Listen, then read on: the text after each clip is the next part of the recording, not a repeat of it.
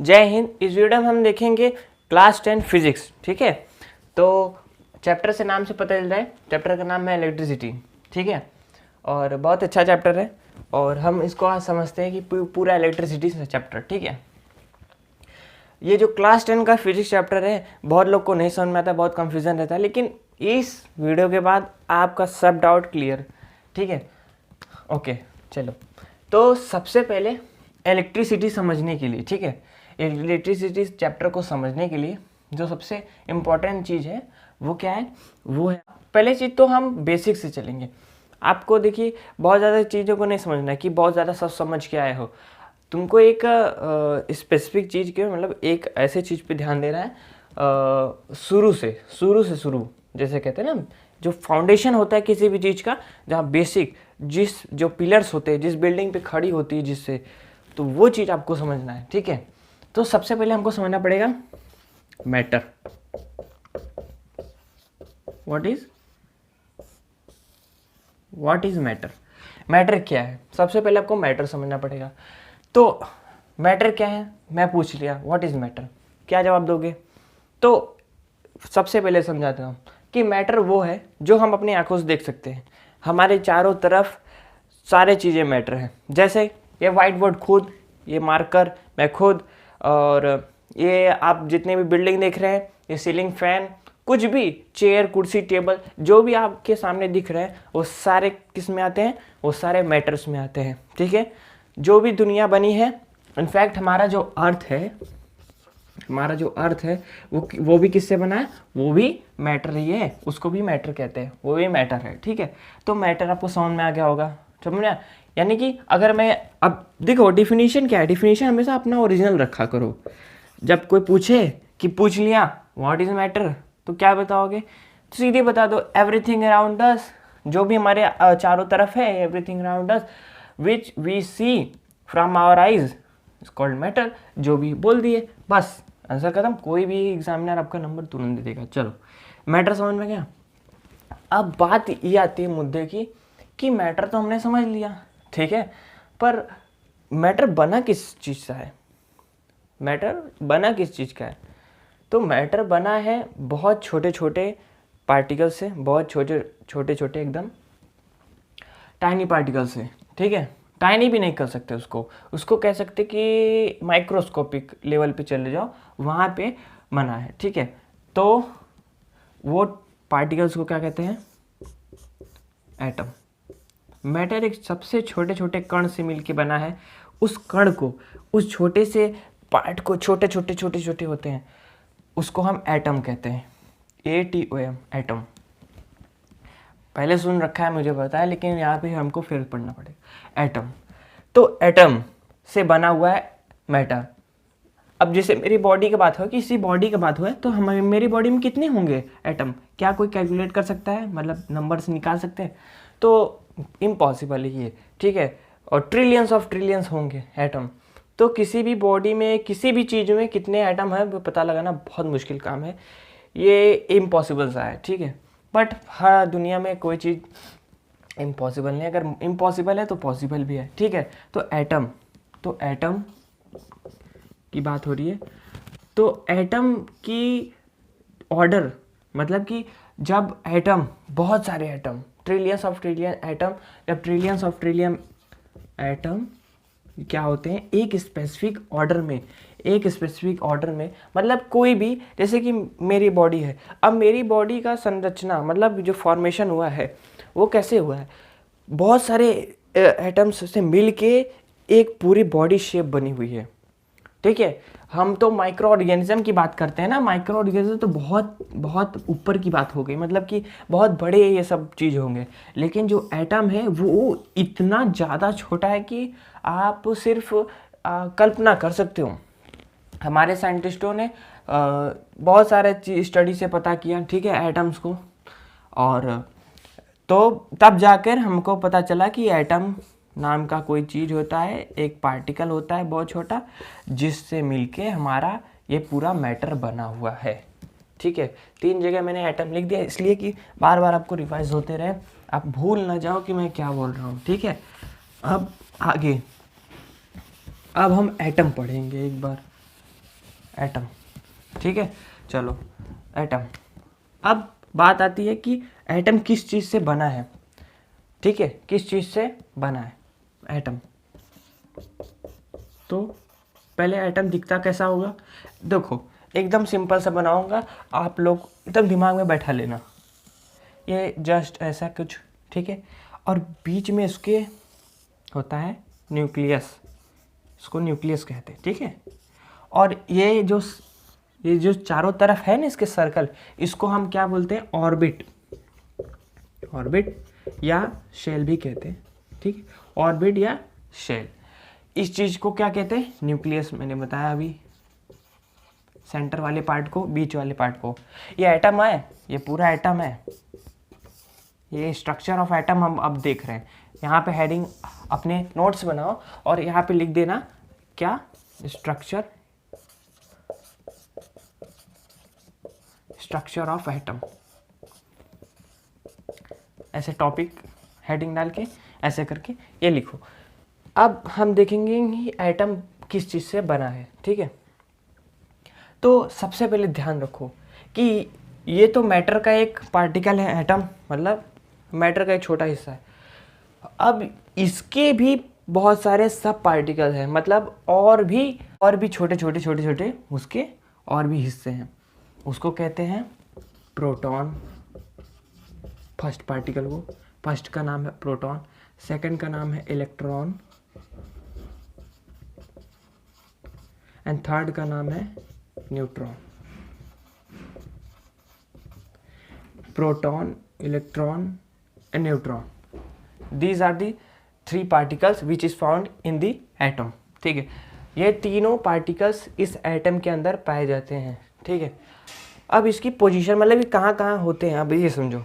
देखो जो आपके प्रोटॉन होते हैं ये, ठीक है, प्रोटॉन, और ये न्यूट्रॉन, ठीक है, ये न्यूट्रॉन, प्रोटॉन और न्यूट्रॉन। प्रोटॉन के पास होता है चार्ज, चार्ज मतलब क्या, चार्ज, अब चार्ज हम आगे पढ़ेंगे, पहले समझो। चार्ज एक प्रकार का फोर्स है, ठीक है, इसके पास होता है पॉजिटिव वाली फोर्स। न्यूट्रॉन के पास होता है न्यूट्रल फोर्स, मतलब अब इसके पास पॉजिटिव चार्ज और ये न्यूट्रल। तो यहाँ पे लिख देंगे proton P positive, P positive.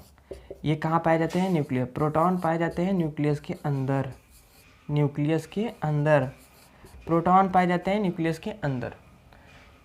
इसके साथ साथ न्यूट्रॉन भी न्यूक्लियस के अंदर ही रहते हैं, न्यूट्रॉन, बट इसके पास कोई चार्ज नहीं होता, समझे। अरे बैटरी में नहीं देखे पॉजिटिव निगेटिव लिखा रहता है, वो क्या है, चार्ज ही है ना, ठीक है। तो वही मैं बता रहा हूँ, इसके पास पॉजिटिव वाली चार्ज होती है, पॉजिटिव प्लस साइन नहीं दिखाते हम पॉजिटिव को, और न्यूट्रॉन को नेगेटिव। इलेक्ट्रॉन के पास होता है नेगेटिव, ठीक है।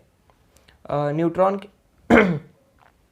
को देख लिया, zero charge, neutron zero charge, यहाँ पे दिखा है जीरो, ठीक है, यानी कि नो चार्ज। न्यूट्रॉन एन से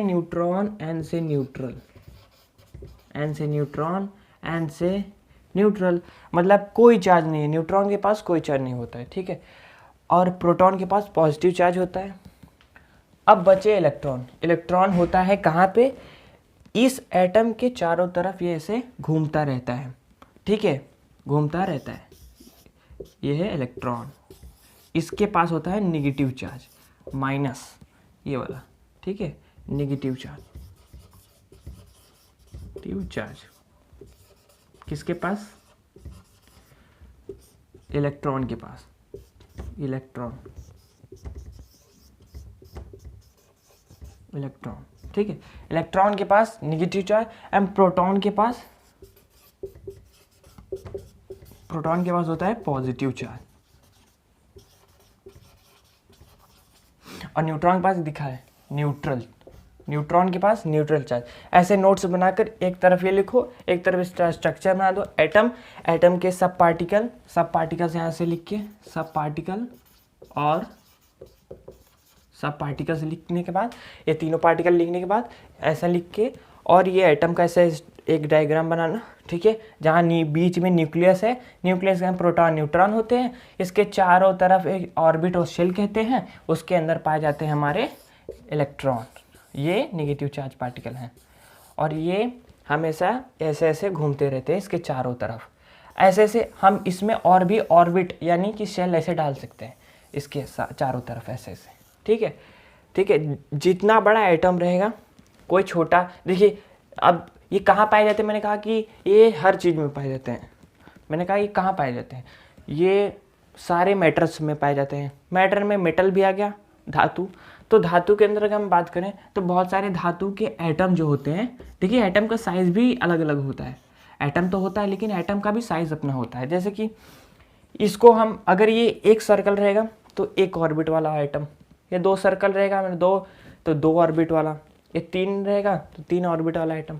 तो साइज़ भी बड़ा छोटा हो रहा है ना, मीडियम, स्मॉल, लार्ज, इस तरह से होते हैं सारे एटम्स के साइज़। अलग अलग डिफरेंट मेटल्स के डिफरेंट एटम होते हैं, ठीक है। कोई सेम होता है भी, ठीक है। और इतना पार्ट आपको याद हो क्या, देख लो एक बार, फिर से देख लो पूरी तरह से, और इसके बाद हम आगे चलेंगे। इसके बाद हम चार्जेस के बारे में पढ़ेंगे, तब हम अपने तब आप इतना समझने के बाद अब आपको इलेक्ट्रिसिटी समझ में बराबर आएगा। इतना पहले देख लो एक बार, देख लो एक बार।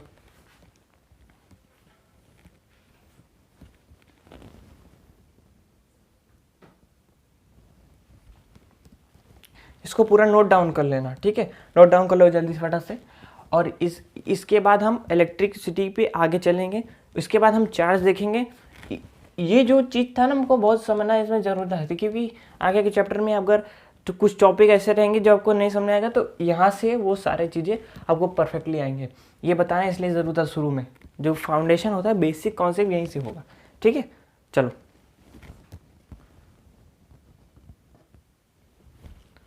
चलो फिर इसको मिटा देते हैं, ठीक है।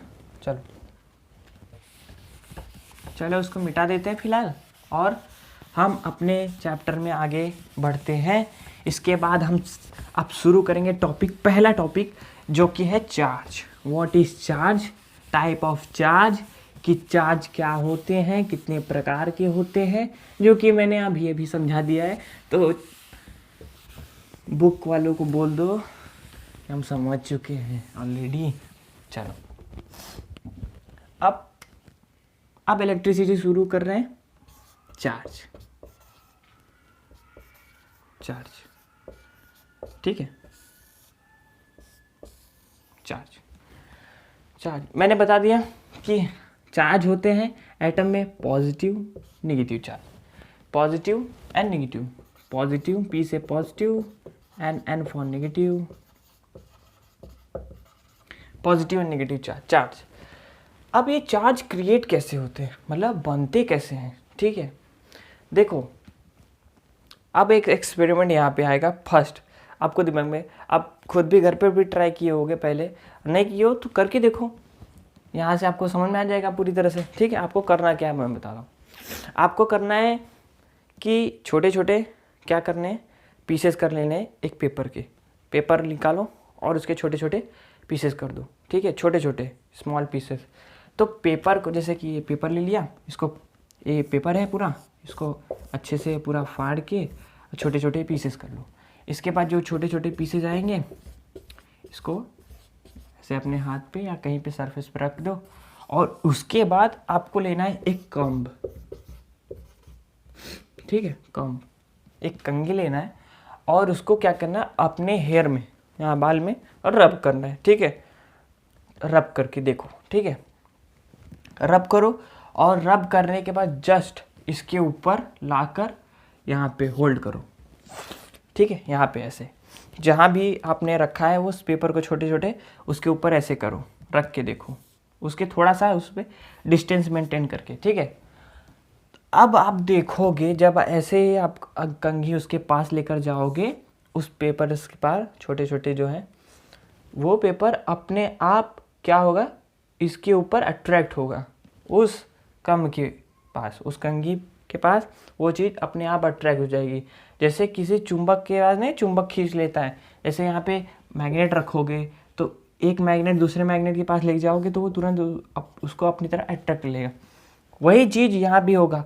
ये जो पेपर है पीसेस ऑफ पेपर, ये तुरंत इस कम्ब में जाकर अट्रैक्ट हो जाएंगे। ये कम्ब बना दिया मैंने छोटा सा, ठीक है, पता नहीं कैसा है, ठीक है। इस कम्ब में आकर अपने आप अट्रैक्ट हो जाएंगे और यहाँ जाके चिपक जाएंगे सब सारे। तो ये जो अट्रैक्शन इसने किया है, पहले तो नहीं था, पहले तो आप ऐसे किसी नॉर्मल करके देखो नहीं होगा, लेकिन फिर इस हेयर में, अपने हेयर में इसको रब करने के बाद इसको जब यहाँ पे इसके ऊपर लाया तो ऐसा क्यों हुआ ऐसा क्यों हुआ?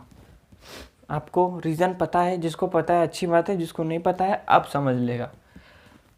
तो हो कुछ ऐसा रहा है कि जब आप कम्ब, जो अपनी कंघी है, अपने हेयर में रब करते हो बहुत तेज़ी से, तो वहाँ पे क्या होता है, आपके हेयर के जो नेगेटिव चार्ज हैं, यानी इलेक्ट्रॉन है, क्या है, इलेक्ट्रॉन है जो आपके बालों में है सॉरी, ठीक है,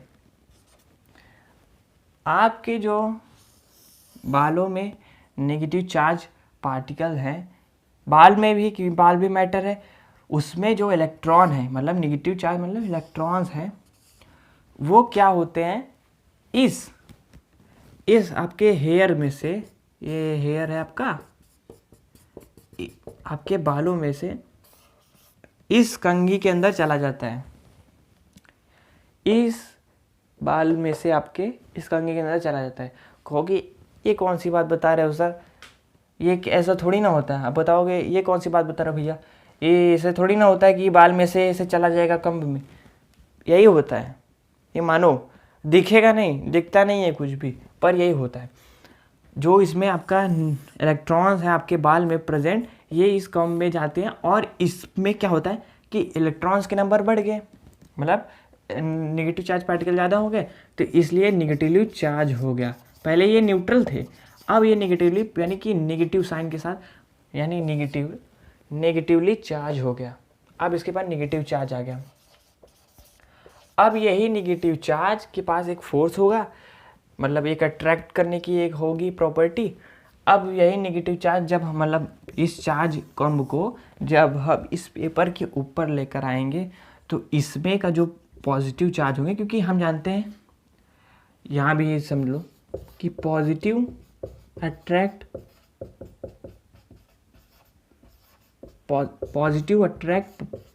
नेगेटिव। पॉजिटिव जो चार्ज होता है नेगेटिव को अट्रैक्ट करता है, नेगेटिव चार्ज जो होता है वो पॉजिटिव को अट्रैक्ट करता है। ये दो कंडीशन। और एक थर्ड कंडीशन, थर्ड है कि नेगेटिव को क्या करेगा, अपोज करेगा, मतलब दूर जाएगा उससे, ठीक है, उससे दूर जाएंगे। और फोर्थ वाला कि पॉजिटिव और पॉजिटिव एक दूसरे से दूर जाएंगे। मतलब जैसे आप चुंबक, आपने घर पे वो एक्सपेरिमेंट बहुत पहले किया होगा बचपन में, कि जब कभी भी हम दो चुंबक को लेते थे, उसको अपोजिट रखते थे, तो वो क्या करते थे, एक दूसरे को रिपेल करते थे। रिपेल मतलब एक दूसरे से दूर भागते थे, क्योंकि हम क्या करते थे, उसके दो सेम पोल्स, मतलब नॉर्थ और नॉर्थ को एक दूसरे के सामने लेकर आकर ऐसे करते थे, एक दूसरे के सामने रख देते थे, तो उससे वही दोनों एक दूसरे को रिपेल करते थे। वही चीज़ यहाँ भी होता है कि पॉजिटिव को रिपेल करेगा, मतलब यहाँ से दूर भागेगा, नेगेटिव से नहीं मिलना चाहेगा, दूर जाएगा, लेकिन पॉजिटिव नेगेटिव से तुरंत अट्रैक्ट होगा कि आओ, और नेगेटिव पॉजिटिव से भी तुरंत अट्रैक्ट होगा, ठीक है। वही चीज़ होगा कि जो ये नेगेटिव चार्ज कम है, ये इस पेपर में जो पॉजिटिव चार्जेस हैं इसको अपनी तरह अट्रैक्ट करना चाहेगा, और इसको, क्योंकि ये इसकी चार्ज ज़्यादा है, ठीक है, इसमें बहुत सारे इलेक्ट्रॉन है, बहुत सारे नेगेटिव चार्ज हैं, इसलिए तुरंत इसको अपनी तरफ अट्रैक्ट करेगा और ये सारे जाकर इस कम्ब में चिपक जाएंगे। बस यही होता है कुल मिलाकर। इस छोटे से एक्सपेरिमेंट में यही आपको समझना था कि ऐसा क्यों होता है, और ये चार्ज आपको समझ में आ गया, और चार्जेस कैसे काम करते हैं, कि कैसे किसी बॉडी को, एक प्रकार का बॉडी है ना, कम मतलब अब साइंस के भाषा में बॉडी कहेंगे ना, कैसे किसी बॉडी को चार्ज किया जाता है। अब हमने समझ लिया, रब मतलब ट्रांसफ़र ऑफ इलेक्ट्रॉन होना चाहिए, ठीक है। जैसे कि और भी अगर एग्जांपल लोगे तो इसमें एक और है, अगर किसी सिल्क क्लॉथ, मतलब सिल्क क्लॉथ रेशम के अगर किसी कपड़े में आप, ठीक है, रेशम के कपड़े में आप एक रॉड का, ग्लास रॉड का, ठीक है, ग्लास रॉड को रब करेंगे, ठीक है, ग्लास रॉड को ऐसे पकड़ के, ये आपका ग्लास रॉड हो गया, और ऐसे इस कपड़े को इसके ऊपर, या चाहे जिसको को एक दूसरे से, मतलब वो फ्रिक्शन में होने चाहिए, मतलब उसमें फ्रिक्शन होना चाहिए, जनरेट होना चाहिए, उसको रब करना है, ठीक है। उससे क्या होगा, ये चार्ज हो जाएगा।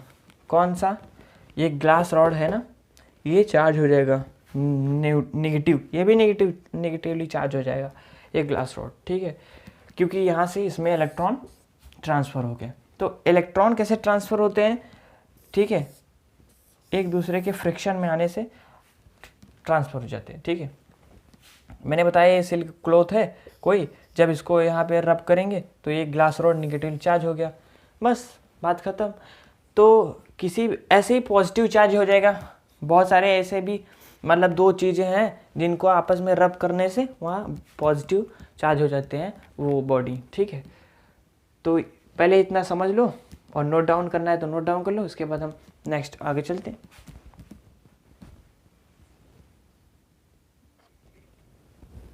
चलो अब हम देखते हैं कि चार्ज, अब चार्ज की एक एसआई यूनिट होती है, एसआई यूनिट, उसकी एक इकाई होती है जिसे वो मापा जाता है, चार्ज की,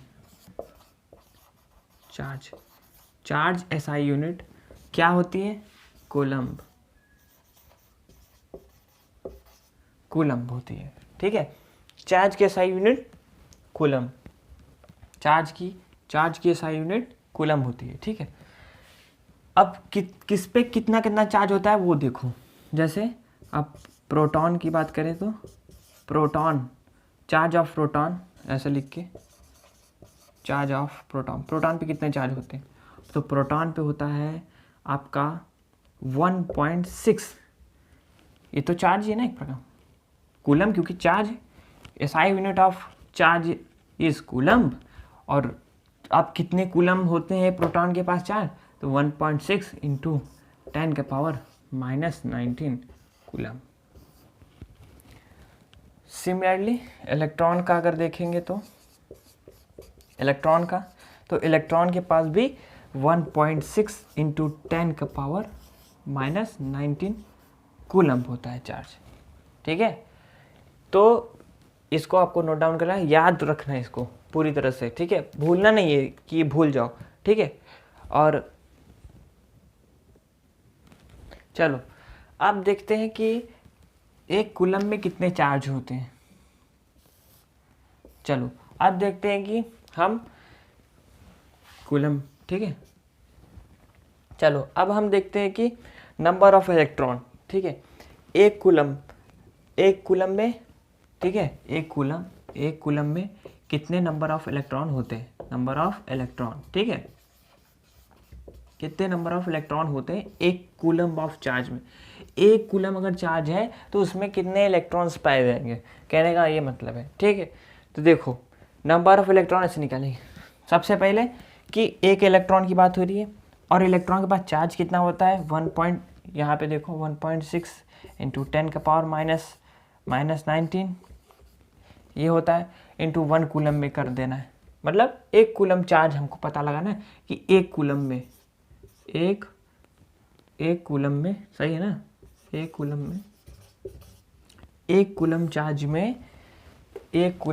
में हमें कितना नंबर ऑफ इलेक्ट्रॉन मिलेगा, एक कूलम चार्ज में कितना नंबर ऑफ इलेक्ट्रॉन, तो एक इलेक्ट्रॉन, यानी कि यहाँ पे नंबर ऑफ इलेक्ट्रॉन यहाँ ऊपर, नीचे उस एक इलेक्ट्रॉन, मतलब एक इलेक्ट्रॉन पे इतने चार्ज होते हैं 1.6 इंटू 10⁻⁻19 यहाँ ऊपर लिखा है, और इंटू 1 कूलम, एक कूलम में, ठीक है। तो कैसे निकलेगा, अब देखो सॉल्व कर लो, यहाँ से हो जाएगा, इसको, ये नेगेटिव साइन है ना, इस चीज़ को ऊपर भेजो, ये ऊपर जाएगा तो क्या आ जाएगा, 10 का पावर नेगेटिव पॉजिटिव में हो जाएगा, 10⁻19 अपॉन 1.6।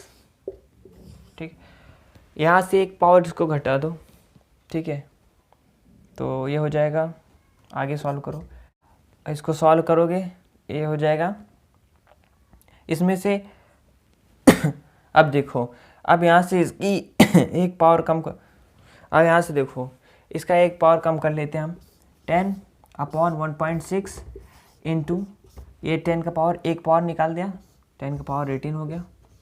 अब इसको सॉल्व करो, पॉइंट हटा दिया, 0 बढ़ा दिया, ये तो 2 से 8, 250, 2 4 ज़ा 225 ज़ा 2 2 ज़ा 12.5 एंड 2 गया, और ये हो जाएगा 6.25, तो 6.25 तो हो गया कितना, एक कूलम चार्ज में, एक कूलम चार्ज में टोटल नंबर ऑफ इलेक्ट्रॉन कितने हो गए, यहाँ से देखो 6.25 आया था, 6.25 और ये इंटू 10 का पावर